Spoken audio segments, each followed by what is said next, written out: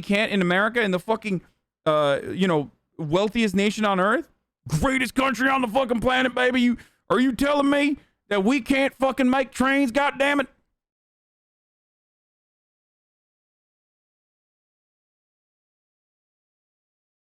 Go ahead. Tell me you love the Frenchman. Tell it to me right now, brother. Tell it to me straight. You mean to tell me that the goddamn omelette du fromage Frenchman and the fake Frenchman over at Canada land, which is not even a real goddamn country, imagine having a leaf on your flag, are doing a better job with public transportation than we are here in the United States of America? Are you out of your fucking mind?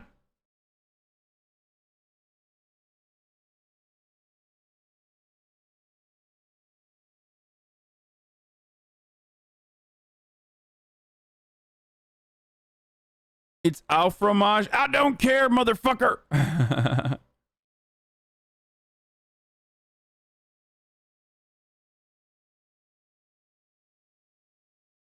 Public education has only been increasing in funding, though, since the 50s when the quality was better. Oh, that's crazy, dude. I can't believe that, like, public education funding has increased since the 50s. Yeah, of course it's fucking increases the 50s. Everything, funding for everything is increases the fucking 50s. It doesn't mean that it's adjusted to the population size, and it doesn't mean that it's, like, increased appropriately.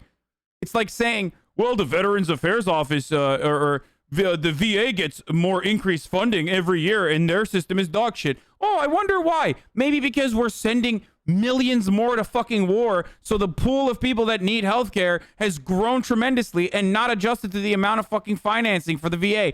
I don't know. That might have something to do with it. It's such a dumb fuck argument to literally launch and advance. I'm just letting you know right now.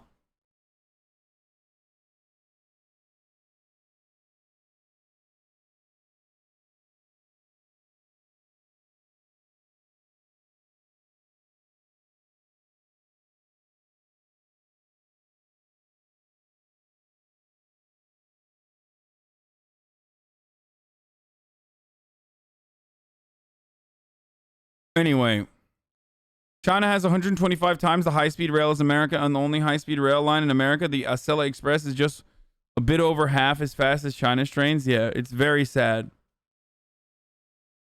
April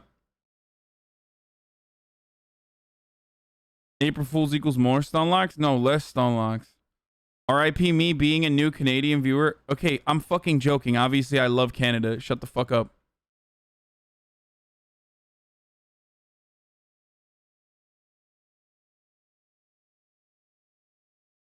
Anyway, let's watch America's crumbling infrastructure real quick, see what the fuck's going on.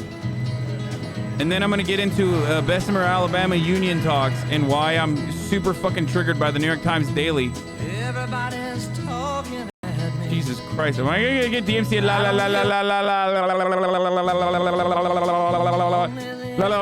la my man. Okay, come on, Vice. What the fuck is this, bro? They made a fucking movie out of this shit. It's rush hour at Penn Station, New York's busiest and least aesthetically appealing railway center.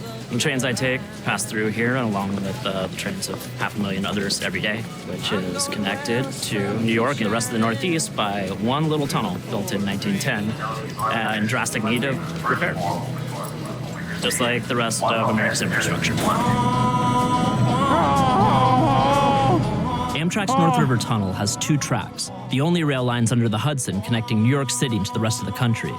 This bottleneck gets even worse at winter when ice forms in cracks left by Hurricane Sandy and 100 years of general wear and tear, forcing Amtrak to periodically shut down the tunnels and defrost their catenary electrical lines.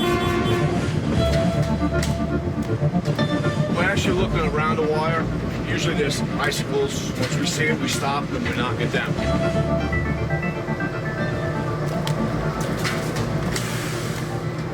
This icicle here could trip out the catenary, could knock the wire down, a train could come in, then you have 600 people here stranded, then you got no power, and people are freezing on the train for hours. If we keep up with the ice, it won't happen. If we don't, it'll happen a lot.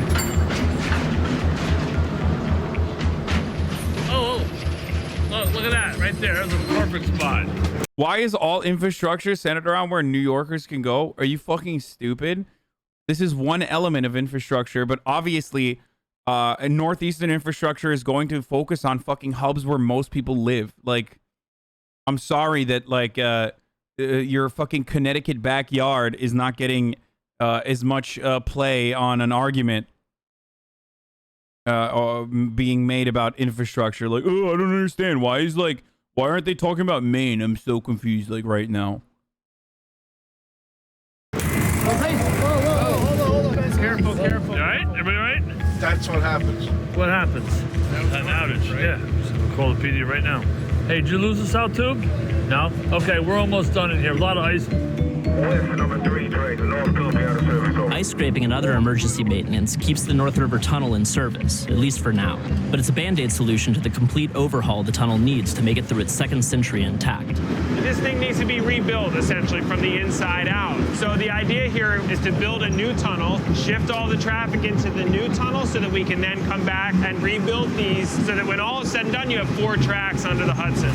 A 4-track Hudson rail line is one of the goals of the Gateway program. While the new tunnel is still waiting for full funding, the old one puts as much as 20% of the entire country's GDP in jeopardy every time it has to be closed, which is frequently. Chaos and confusion at Penn Station last night. Transit problems at Penn Station again. The North River Tunnel needs federal money to help cover its estimated $13 billion price tag, a number that goes up by over $1 million every day they put off digging. Fortunately, the guy we elected president made a big deal out of allocating big money to big infrastructure projects just like this one. We need to pass a $1 trillion infrastructure plan to build new roads and bridges and airports and tunnels and highways. Yo, I can't believe that like Republicans are fucking losing their shit. And this dude literally, fuck you. This dude literally is, I mean, Republicans advocated for a $1 trillion infrastructure plan, which is bullshit. It never was going to happen, obviously. But like, it's wild that now they're shitting on the $2 trillion Democratic infrastructure plan. And railways all across our great nation. Turning that vague promise into an actual plan was delegated to businessman and former member of the U.S.-China Congressional Commission, Dan Slane. Slane produced a list of 50 infrastructure projects for the Trump transition team to consider, prioritized by their urgency and national importance. My plan was to search out the most critical projects that we could start with, then define how many jobs would be created by those, what the economic development benefit was, so that I could go up to Congress, give them the estimates, and then the following year go back and give them the actual numbers. That was the plan. Why did FEMA approach you for an infrastructure plan? Because I knew a lot about China. I studied what China did when their economy would start to dip. They switched over to infrastructure. They started building railroads, hospitals. Oh, interesting. What a strange and interesting take. Wow. So you know, robust infrastructure plans actually end up significantly helping the economy improve. Who would have thought? Power stations It's communism, all over brother. Eastern China. Billions of dollars that they poured into their country. And then when the economy picked up again, they stopped. And I saw the power of infrastructure. Our economy for the last 10 years has been stagnating. There's only 2 ways to grow your economy. You increase employment or you increase productivity. Infrastructure does both. Unlike China, however, the United States hasn't tapped into the full economy-saving power of infrastructure since the middle of the last century, both in terms of building new stuff and keeping the old stuff in working order. And it shows. Now, we just inspected this bridge last year. There you can see the extent of the deterioration. See the hole? That's called the floor beam. That actually is a fracture critical member. Fracture critical means if one member fails, the bridge can fail. Okay. There's a hole on these, you know, pretty much every floor beam all the way through here. So The dates on these, that's just when they were noticed, or that's how we keep track of it. Every time when we come back the next time, we'll look at that writing and decide whether or not that hole has actually grown or not. And has this bridge undergone any, like, major renovations? This thing was built in 1940 something. Everything that's done to this bridge from now on will be a Band-Aid. So it's kind of like throwing money into a car that's not worth as much. Exactly. Yeah. You're throwing money into a 20-year-old car. The National Bridge Inventory has a 0 to 9 scale, and this bridge is rated a 4, which puts it in deficient category. We will close it when it gets lower than a 3.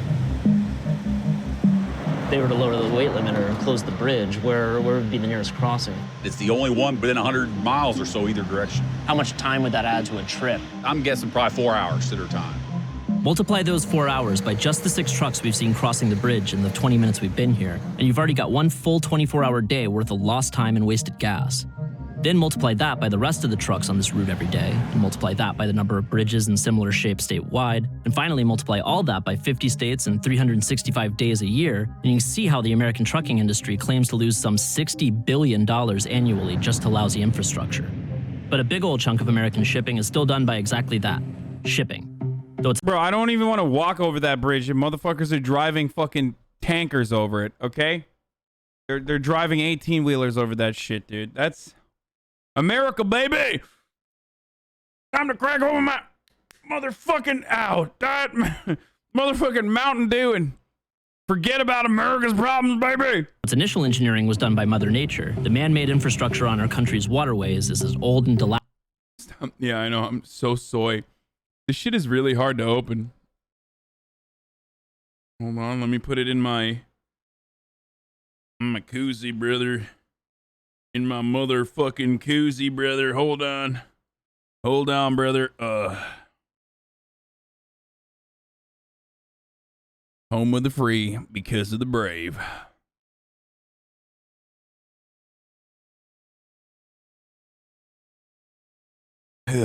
Dilapidated as its terrestrial counterparts. Tastes The Army like Corps of America. Engineers operates a network of locks and dams that allow cargo boats, barges, and pleasure craft alike to navigate the country's rivers both upstream and downstream from one elevation to another. This is Locks and Dam 52 on the Ohio River. This is America's single busiest lock. And it's coming up on its 90th birthday. That's very old, and things do break and closures do happen. When they do, it costs our economy some $1 billion every year. How much of this job is just kind of like waiting around on something to happen? I don't know. Some of it's waiting. It's the Army. It's hurry up and wait, but the river dictates this job. We arrived at Locks and Dam 52, smack in the middle of another closure, which by this point has become routine. A leak in the busiest lock and dam on the Ohio River. And once again, river traffic is at a halt at 52. Now, usually the water would be up to the top of the wickets when we get it all the way closed off. But last night, we're trying to raise the dam all the way to the pier. We got a hold of a wicket, and it came up sideways. When we let go of it, it washed over a couple other wickets and went downriver, so we lost that one. So we're going to regroup. We don't know exactly what shape it's in until we dive on it and pull them out. Like when you do something that's PogChamp. It's a 1927 dam, so at any time we could have a catastrophic failure, which is going to cost more money. It's a budget nightmare, I'm sure. We're kind of falling apart, but... The whole point of the Locks and Dam system is to prevent the river water from becoming too shallow for a boat to pass through it. While many of the 100-year-old parts still work fine, like this vintage Jazz-era steam engine, back in the 1920s, they were a genius when they built it. the parts that don't can cause some serious headaches, not just for the lock tenders, but for all the boats upriver. All those are those towboats. Damn, how many is that? A lot. That wraps around for several miles. That's normal? Bro, it's like major news what's happening in the Suez Canal. Turns out, like, in America, on any given moment, on any given day, you have Suez Canal type fucking gridlock. Yes. Huh. But what's bad traffic like, if this is normal? 150. Wait. I hope they've got some good books. Hey, them boys, they're creating jobs over there, brother, for the stuck boats, for the step boats that are stuck.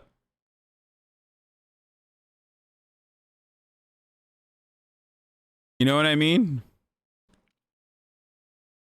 Those are step boats, step brother boats. Nobody cares about the step boat economy. Closures of 52 have lasted as long as 18 days, and the consequent boat jams aren't just irritating, they're also expensive. Even having one boat wait here for 15 hours has been estimated to cost its company $80,000. We just have a lot of traffic here. This is the busiest lock in the United States. It's busier than the Panama Canal. Everything's coming through here. This is America's economy. Lock 52 is supposed to be replaced with a state-of-the-art dam back in the 90s, but it's still under construction. And this is just one out of a whole network of locks and dams on one river. The Army Corps of Engineers estimates that it needs a minimum of $5 billion worth of repairs to keep the entire inland waterways system navigable over the next 20 years. And for corn farmers like Paul Jeske and the rest of our agricultural heartland / breadbasket, there isn't really an alternative. These elevators are right in the best place you can possibly be to have the cheapest transportation for export. That is why we're so incredibly worried about the locks and dams going down. Who absorbs the cost of that? That either has to be paid for by us getting a lower price for our grain or paying more for the other inputs that we buy. The only source of that money, in my opinion, ultimately is the farmer. Even when the waterway's older infrastructure is working, the scale at which shipping technology and output have grown in the last 100 years has far outstripped some of its capabilities. We're about to pass through Lock 21 with a towboat pushing 150-foot barges. These young men will do is break off 9 from the 15, push those through, and then the boat will push the other 6 through. Rejoin until the next lock. Most of the United States' locks and dams aren't big enough for larger barge tows to pass through altogether, so they have to be split up and reassembled at every lock along their route. So now the boat's in the lock, the deckhands are going to break apart the 2 sections of barge. It's kind of amazing how low tech it is. The guy up top of the line is called a mule because that job used to be done by mules. No disrespect, but I just feel like they could give him a better title at this point. As slow-going as the waterways can get, they're still far and away the most efficient and really the only sustainable way of shipping cargo at this scale. If this were all to be shipped by a train or trucks, how many would this take? With a 15-barge tow loaded at 9 foot, that'd be 225 jumbo hopper cars on a train, 870 semi-trucks. So that'd be 11 and a half miles bumper to bumper to move what's in these barges. That's crazy. Once the barges make Holy it through all the shit. locks and dams to the bottom of the river, they still have one more piece of faulty infrastructure to contend with before their goods can be shipped abroad, the Port of South Louisiana, also on Dan Slane's infrastructural fix-it list. This is the major export port for the United States. When you think about 31 states, most of them are shipping grain and agriculture down here. I mean, it's unbelievable. It's also pretty nice of France to sell it to us for so cheap. Right. What's going on down here? The major problem here is the silting at the mouth at a place called Southwest Pass. And the Corps doesn't have the resources to keep it open to a level of 50 feet draft. That's the new ships coming through the Panama Canal. So in 2016, they had to lower the draft to 41 feet. For every foot you lower, you lose $1 million of cargo. When you multiply 7,000 ships a year, the number is astronomical, making us less competitive in a global environment. The river becomes less viable to the ships that are being used. So it's the exact opposite when people say this will make us, like, infrastructure makes us less. This kind of infrastructure spending will make us less competitive in the international marketplace is the exact opposite. If you fix our dams, you are able to, for example, carry more weight on your cargo ships, which ultimately makes for more efficient transport, which literally will end up making you more competitive in the international marketplace. So You're going to have less of that tax revenue because people are going to take their ships elsewhere, right? It's just a downward spiral. Slane was pumped to see the administration tackle this downward spiral until it became clear that his list of infrastructure priorities was not itself a priority. When did you realize that the administration was kind of not taking your February of 2017. My list was shelved at that point. Their approach is to take most of the infrastructure, dump it back onto the states, and they know that the states don't have the funding. The states are not going to raise taxes, and it's a way to coerce the states into using public-private partnerships, having Wall Street finance infrastructure. The conflict is Wall Street wants the maximum return on investment. When you have an asset that is the public good, you want... What he's describing is the same problem we run into with public education, the same problem we run into with the USPS, the same problem we run into with, and this might come as a shocker, Amtrak. The government is big. The government is inefficient, I guess. It's not cost efficient, but the government is a necessity. It's the same exact problem that you run into with healthcare as well. It's supposed to be costly because you're not doing it for cost efficiency. You're doing it because it's a necessity, okay? And ultimately, it yields significantly better returns for all workers, and ultimately, it yields significantly better returns on any sort of investment that you might make into the American economy as a corporation. But the minimum return on investment. So this is their plan, and it's going nowhere, and nothing will be built. Unfortunately, the Trump plan, as you have heard, is a sham. The president has said he wants to spend $200 billion. I'm not quite sure where those dollars are coming from. We're not going to be part of this budgetary flim-flam and pretend you can pay for roads and bridges just out of thin air. I could have started with infrastructure. I actually wanted to save the easy one for the one down the road. So we'll be having that done pretty quickly. Whether Trump intends to get to infrastructure quickly or down the road, or if these words are somehow supposed to mean the same thing, not having done it right out of the gate may have been a big oopsie. I tried to convince them to come out of the box on January 20th to do infrastructure. In my opinion, it's the single biggest mistake the president made. And I think if he had done that, he would have been invincible in November. We're going to get this infrastructure going. $1.5 trillion. Too much bureaucratic bullshit in a bloated government takes too long to do anything is such a fucking dumb take. Yeah, the government does have bloated parts, but it's mostly a fucking meme, okay? Like, there are inefficiencies that are supposed to fucking happen. You look at that, and then you act like every part of the government is just corrupted by the bureaucratic process. Whereas there are so many fucking jobs that are completely worthless within the private industry, the private sector as well. Yeah, vaccination efforts in the past years proof against that. Exactly. These motherfuckers just blew past every check mark or every like what's the term for it? I mean, they did an incredibly good job with vaccination efforts in America. There's always going to be bloat, there's always going to be bureaucracy, but ultimately claiming that like oh, everything the government does is every metric, sorry, that's the word I was looking for. You said earlier that some people argue that more infrastructure spending equals less competition. How the fuck does that work? No, those people are fucking stupid.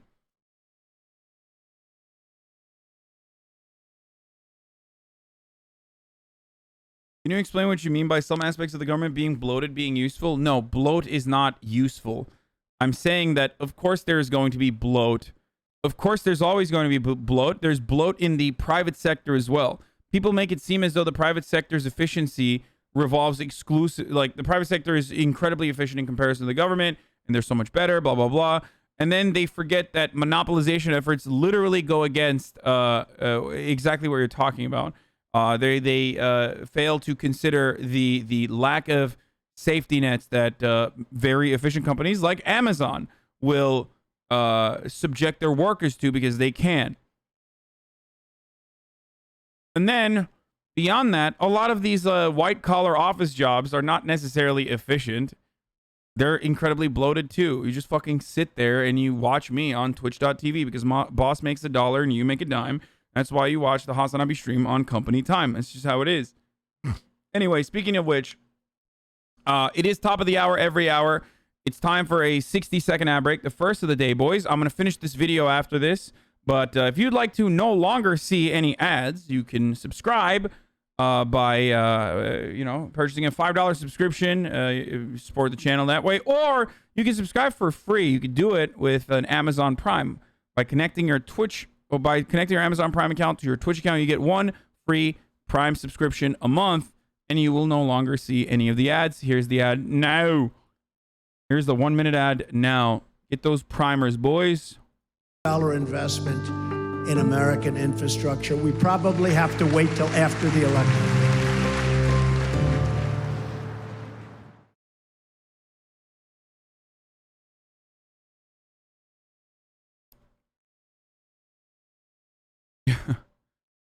Anyway, wanted to watch that really quickly. Steven Crowder's being even more bigoted than before, so that's fun. Wait, hold on. But another thing that I wanted to talk about, of course, is, aside from infrastructure, let's talk about the battle on Amazon's first warehouse union in Bessemer, Alabama. Ladies and gentlemen, this is a story that we have paid close attention to and covered for the past month or so. Amazon has taken some insane actions against this union. They officially voted to unionize. We will find the tally of said unionization efforts in the upcoming couple days. Very excited to see what happens. This isn't just a incredibly important step for the union workers or the unionized workers in Bessemer. This is an incredibly important step for the American labor force. This is the perfect opportunity to unionize, as everyone's paid a lot of attention to essential workers, first responders, but also, people that work inside of fucking factories and distribution facilities for the past year, talking about how important they are. We already know that Amazon facilities are dog shit as far as worker rights goes. They have time off task, something I've talked about in the past as well, that forces workers to literally hit like insane KPIs that force them to piss and shit in bags and stuff like that while they're doing deliveries and whatnot. So there were a lot of problems in these Amazon facilities, KPI, key performance indicators, like daily quotas and whatnot. So finally, the workers in the Bessemer distribution facility decided to unionize, decided to look into unions as a consequence of these time off tasks, and other ways that Amazon was mistreating them, basically, or the lack of communication within management and the workers in the Bessemer facility. You don't actually believe the pee in the bottle stuff, right? No, I do believe in the pee in the bottle stuff. It's not only a very real thing that they uncovered in the UK, but it's also something that has happened in the United States as well. And he's memeing. Oh, he's making fun of the Amazon news. He's quoting the Amazon tweet. Okay. So, yeah, sorry. He's quoting the tweet from the Amazon news account that was like, you don't actually believe the pee in the bottle stuff, right? Anyway, not only does the pee in the bottle and shit in bag stuff so real, Amazon's higher-ups are aware of this and literally have decided to punish drivers, for example, that take shits in bags because the bags have like trackers on them now. Or if you take a shit in a bag, like they will know who was the last person that drove and they will fucking dock your pay or punish you. Like Ken Klippenstein, friend of the show, found leaked leaked documentation from management that there was an Intercept article on this as well. Leaked documentation from management to the delivery workers that urge them not to fucking piss and shit in bags. So they are literally aware of this problem.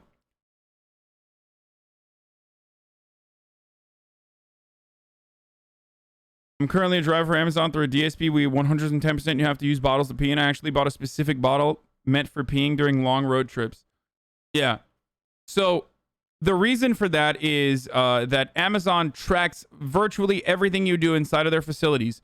You have a tracker that where your manager is paying close attention to how many seconds you are spending off task, not just minutes, literally seconds. The workers on Amazon will literally tell you within the distribution facility, specifically in Bessemer, Alabama, where the workers will tell you the moment, if you're a scanner, for example, as one of the workers was interviewed by the Daily for the New York Times, her task is a scanner, right? She's supposed to scan packages. Every moment that she's not scanning, even if she's like literally pressing a button, that's considered time off task. Okay? And there is no communication with the workers on like how much time off task or time away from task is considered fireable. What will get you to dock your pay? The facility is gigantic. It spans across 15 football fields. So like walking from one point in the facility to another point in the facility because your manager told you to get like a fucking COVID vaccine or something is going to cost a shitload of time. No, it's not. Time off task starts at 5 minutes, dude. Okay, well, not according to the fucking people that work at the Bessemer facility, and you don't know that either. You know why I know you don't know that? Because motherfucking Amazon will not reveal when time off task starts clocking. So you are a fucking liar for saying, lol, that's not true. It starts 5 minutes in. Like, that's literally not true.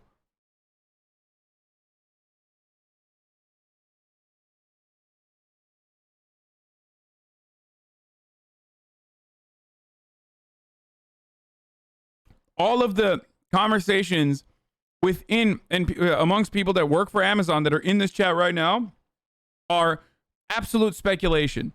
It's literally fucking speculation. You are all speculating because Amazon has no official take on how much time off task means that you're going to get fucking fired.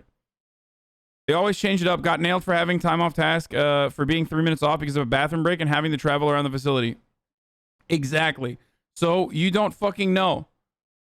You literally do not know. These fake Amazon accounts are getting weird. My name is David from the Amazon back. Oh yeah, this is funny as fuck. Hold on.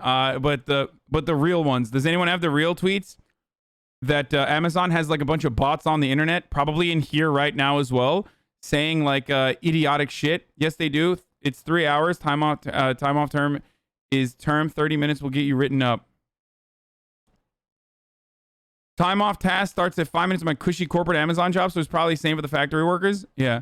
I'm a manager for DSP at Amazon. Before 2021, we were averaging 50 routes a day. Amazon recently decided we were making too much money and slashed our routes down to 20 a day. We had to lay off over 50 employees in a matter of weeks. Daily, our drivers have 150 to 175 stops where a bathroom is easily a 60-minute drive away. It's rough. I mean, I'm on Amazon. Yeah, those motherfuckers that work on like the metric side at Amazon that are in my chat right now are doing the same thing that I would be doing. Like, well, I'm an Amazon employee and I make this amount of money a year, so all of the employees at Amazon are happy. Like, shut the fuck up. It's ridiculous. Oh, the Amazon brand ambassador shit's like incredible, dude. Here, this is great.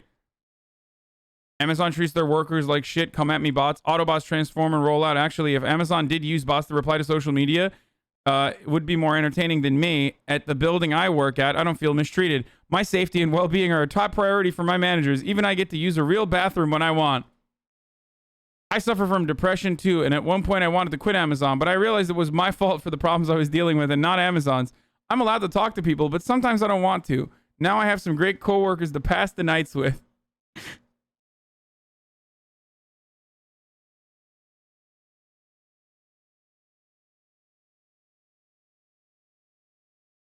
I don't know if this is real, dude. I've seen so many of these that I don't know which one is real and which one is fake at this point. Amazon Twitter army was handpicked for great sense of humor. Leaked documents reveal. Oh, here it is. Here it is. Here it is. Here it is. Here it is. Although the facility is big, there are numerous bathrooms to use. My building has 12. Each bathroom can have 3 to 6. That's plenty. Plus with 20, 30-minute breaks, that's more than enough time. Bro, this shit is crazy, dude. Wait, I don't care about this, dude.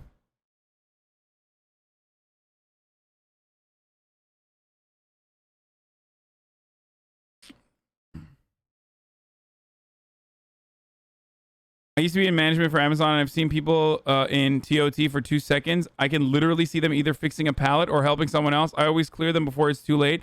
Yeah, it's according to some of the workers that work at the Bessemer facility exclusively. This is only from the Bessemer facility. It might be different for different parts of the supply chain, okay? But if you work in the Bessemer facility and you literally stop, your time off task is like immediately fucking clocked.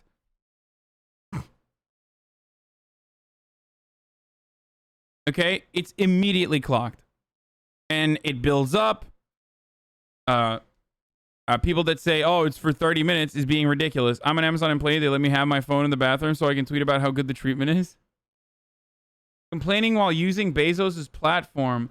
I know, except I'm complaining while also taking advantage. I'm advocating for socialism while also taking advantage of, you know, publicly funded infrastructure that allows the ISPs to fully function on a technological advancement called the internet that, again, was created as a consequence of government programs. So imagine being an advocate for capitalism while literally using the fucking internet, while literally fucking logging onto the internet by ISPs that take advantage of the infrastructure that the government built. Maybe think twice before you say dumb shit like that, okay? If you fucking love capitalism, then literally never use the internet ever again, okay? There you go. Shut the fuck up. If you're going to make dumbass arguments, I'll make dumbass arguments too. That's a dumbass argument, by the way. It's a dumbass argument that I just made.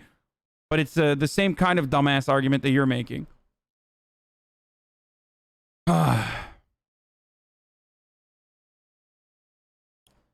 If socialism is when no iPhone, then capitalism is when no internet, okay?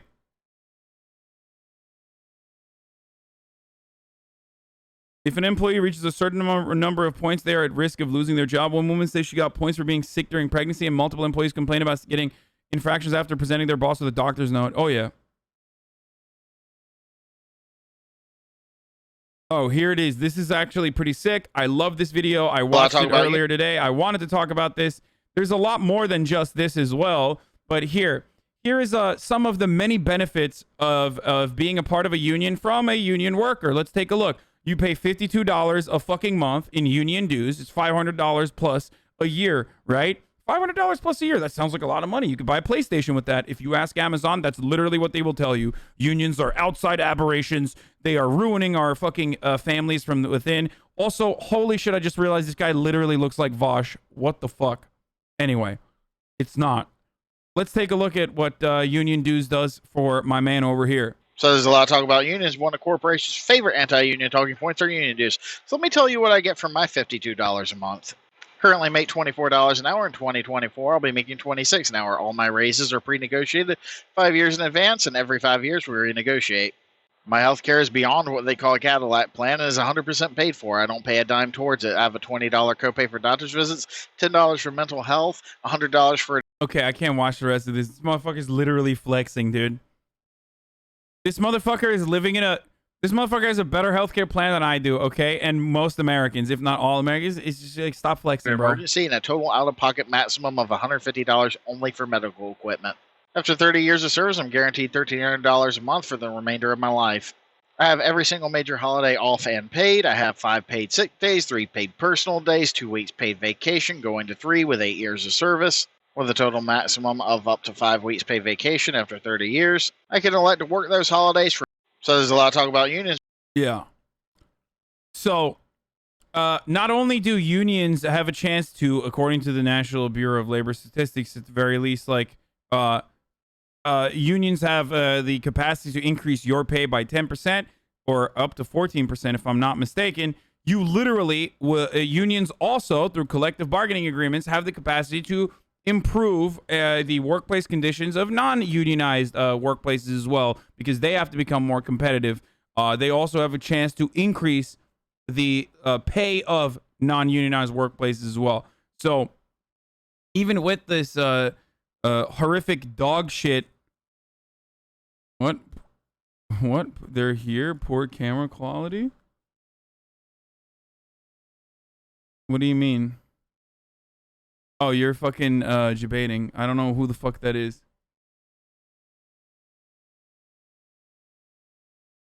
Also, for a lot of Europeans, they're like hearing this guy out and they're going, what's so weird about what he's saying? Why is he flexing? I do not understand.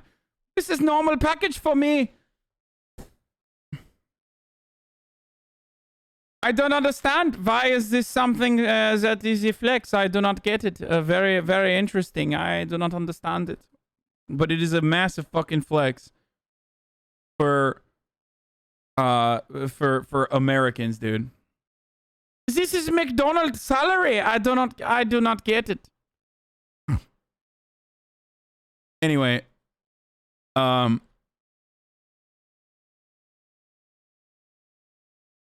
I want to add a legitimate tiny positive. Amazon, my cousin is mentally challenged. She works a third shift in the office and makes like $25 an hour. Not saying Amazon is good or anything. I don't know many other places that would have hired her. What? No, fuck Amazon, dude.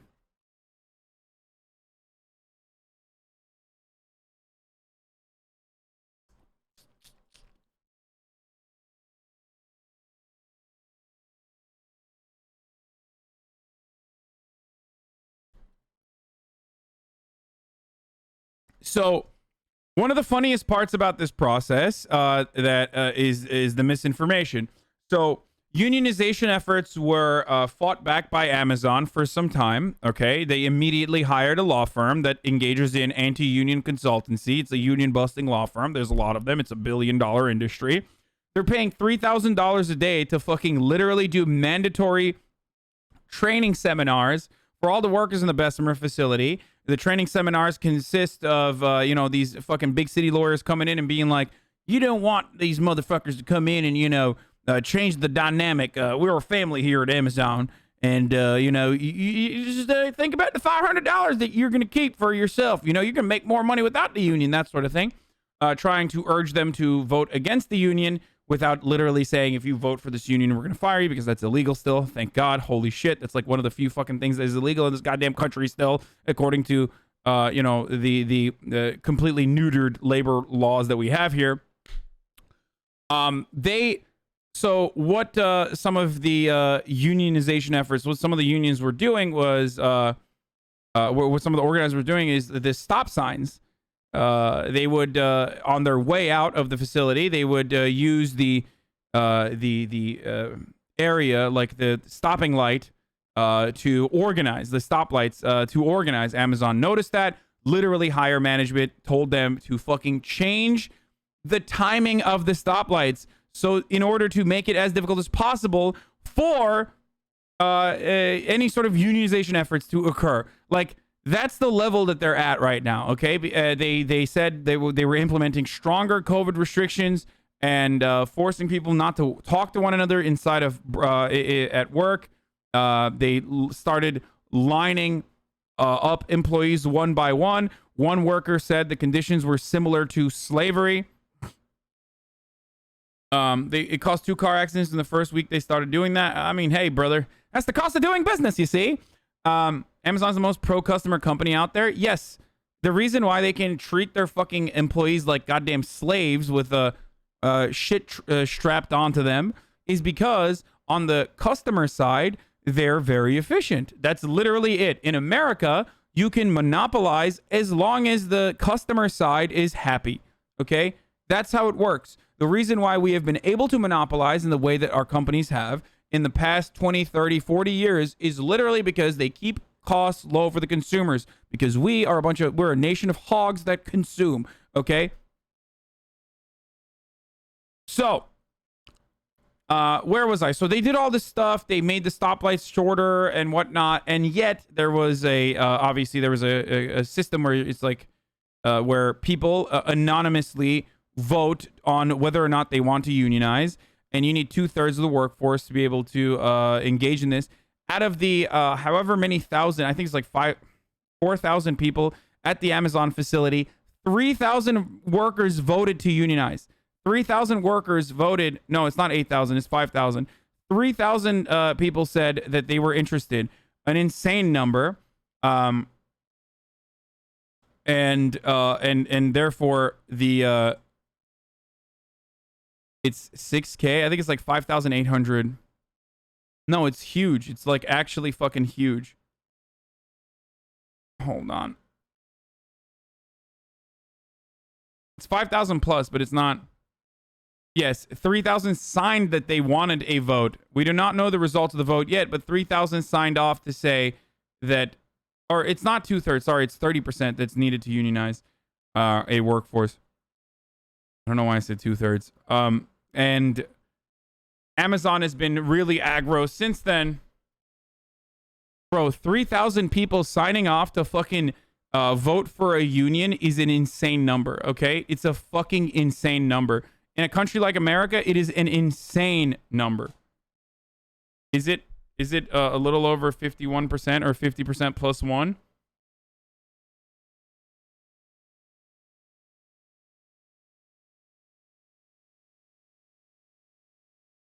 Okay, so not only in America, but in Alabama too. Oh, the one part that I was going to mention is, so the minimum wage in Alabama is $7, right? $7.50. So every fucking outlet that I have seen, and this grinds my goddamn gears, every fucking outlet that I've seen, with the exception of here, that has covered this story and like obviously leftist outlets, have constantly said $7.25, $7.25, Alabama $7.25. Amazon is paying $15 an hour. This is a significant leg up for Amazon, right? I mean, a significant leg up for the people of Bessemer. Amazon's doing a favor to Bessemer, making it seem like Amazon's doing a favor to Bessemer. One, the $15 minimum wage was fought for by Bernie fucking Sanders. Two, the thing that really fucking frustrates me is when you look at not just all jobs and not just the minimum wage in Bessemer, Alabama, or Alabama in general, but comparable fucking distribution facility jobs. And the same in that same area, there are other factories and there are other distribution facilities, and the average pay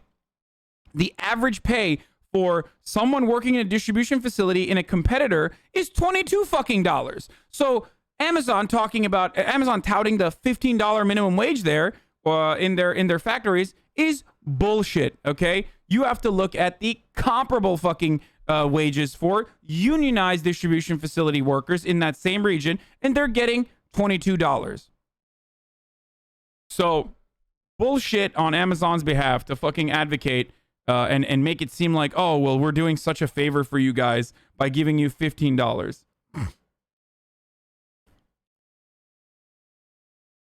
Anyway, literally the same thing here. My small town, New York, Target pays 22 and Amazon pays 15. Yep, exactly. On a tangential note, if we also raise the federal minimum wage to 15, Amazon would not be able to flex that competitive advantage. Raising the federal minimum wage would increase wages for everyone, even those that are not directly affected by it. Yup. Okay.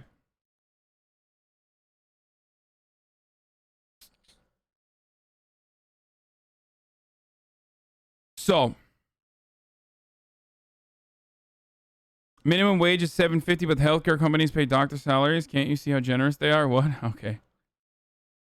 So, what triggered you about the daily coverage? I thought it was okay besides the Amazon's and progressive company stuff. Oh, what triggered me was like the daily still did things. I am less optimistic only because I've worked in organizing campaigns in the South and have done postmortems and polling on them. I think they have a good shot of pulling it off, but I anticipate the vote will be close. Hope I'm wrong though. H. Bizzle, in every single organizing effort that you've worked on in the South, you've never had the fucking president literally offer solidarity to the organizers, right? Because that is a historic thing that Joe Biden did.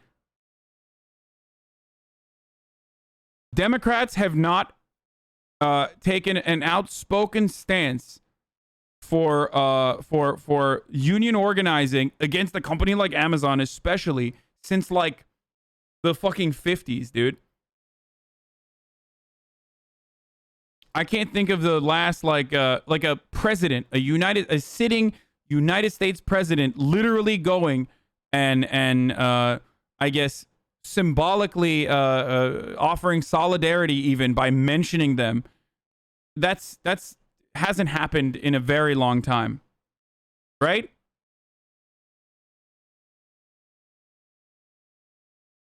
No, it literally hasn't happened. No, it used to happen back in the fucking day. I mean, I don't know when the last time it happened.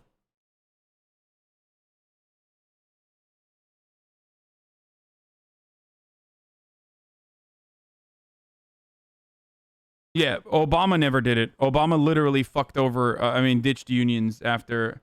That is true, but the South also doesn't like outsiders. This is where I am unsure how well this will play out in our election at Nissan and Mississippi. Outsiders coming in, turn people off. Also, a lot of organizers in the South overestimate the black percentage of units, and they're going on a civil rights bend has backfired, in my opinion. I mean, the unionization rate for black workers in the United States of America is higher than the white labor force. So I feel like, well, that's two different reasons. One, because there's less white collar black workers and blue collar jobs that are more prone to unionization end up being taken by black workers. But the other reason is, no matter what, it feels like black workers are comfortable with unions, at least more comfortable than fucking white workers are, you know? Anyway. Lib Bizzle has done more than anyone in the chat. Leftist, yes. Lib Bizzle literally, this is what he does. He is a DNC op, but also a DNC person that literally works with unions. He's the union guy. Yeah, that's true, but I pointed that out because bargaining unit is overestimated and how black it is, and then a civil rights bent to messaging occurs and white workers push back against it. Yeah. Probably.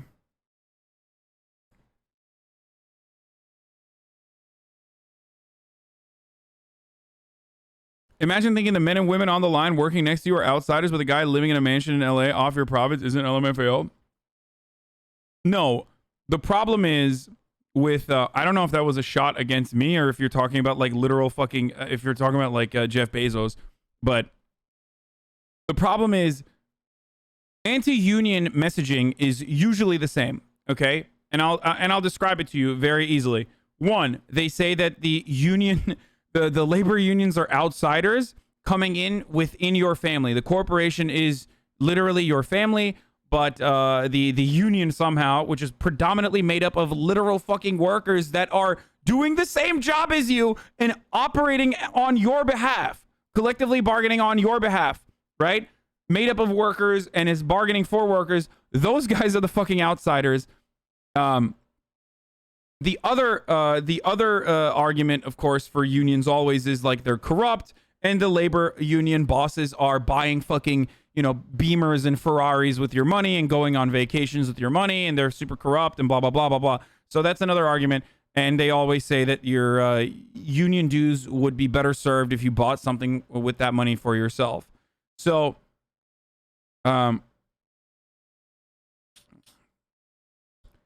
so we'll see what happens.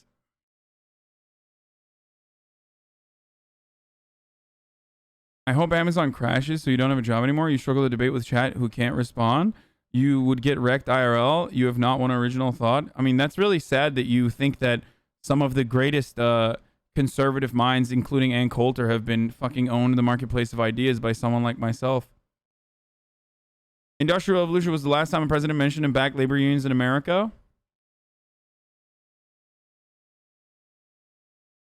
Anyway.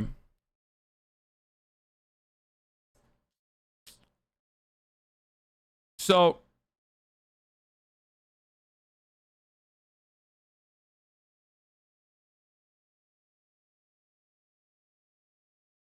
anyway, where were we? So, we'll see. Do you think black versus white unionization has to do with the loss of jobs, the company outsourcing post-unionization in places like Detroit and white labor cities? Did you just say Detroit is a white labor city?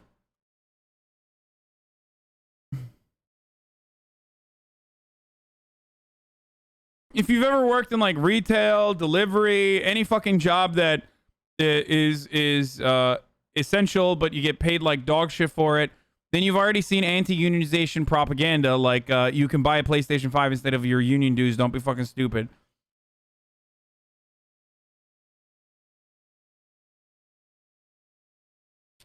A few weeks ago, I was very pessimistic about the election. Saw similarities between our election and Nissan, but after Biden's statement and the reporting on the ground recently, I'm cautiously optimistic. Hope the workers make the right choice, but remember, it's their choice, and allowing them to decide is empowering regardless of the result. I mean, yeah, but it's still fucking dumb as shit if you as a worker in Bessemer, Alabama, end up voting against unionization efforts. Like, it's literally dumb as shit.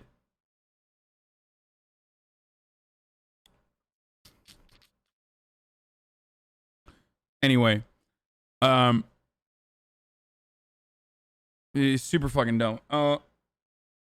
You want to talk about the Daily and why you were mad about their coverage? Bro, they still found a way to say that some workers are on board with the surveillance programs because some workers like the time, you know, what was it called? Like time away from task or time off task, because it allows more productive workers to show how productive they actually are and unproductive workers to not be able to get away with it. It's like, dude, what the fuck are you saying right now? It's not The Daily Show, The Daily by Mike Barbaro on the New York Times. And then the other part of it that was like actually fucking disgusting is they talk about how 3,000 workers said yes to voting for unionization, right?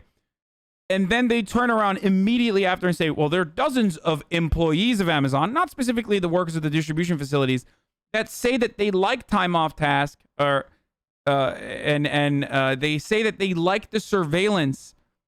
They said dozens of workers like the surveillance. It's nuts. It is literally an insane thing for someone to say.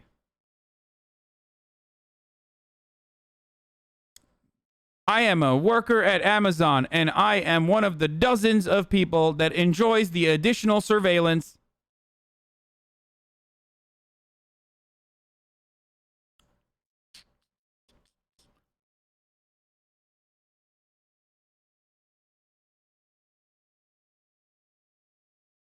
Here, Amazon workers, Ken is here for you. Call now. Yeah, if you or a loved one have been wronged by any bosses at Amazon, then you are entitled to share it with the whole damn world. Ken is here for you. Ken Klippenstein, professional reporter, 1-202-510-1268. Message anonymously via Signal app or email at kenclip@protonmail.com.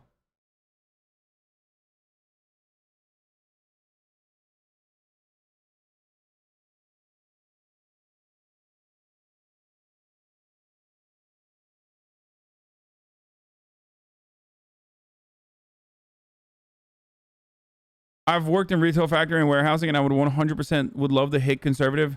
Would love to hit conservative not doing his job would be punished instead of making me pick up the slack from their laziness. Republicans believe if they have a job, they're not parasites, but it's not true. It is. Dude, who gives a shit, dude? Ultimately, the fucking guy who's working less, you should be able to have a system where you all don't get fucking punished for the one guy that's working less, okay? That's something a fucking union can help you out in, all right? I hate these like dumbass anecdotes. Ultimately, you're all getting cucked, okay? You're working for someone else. Union dues cost around $700 a year. A new video game system with the latest hits sounds like fun. Put your money towards that instead of paying dues for the union. Delta, it's your money. Don't you think you should do it? Cash App, thank you for the 69 gifted subs.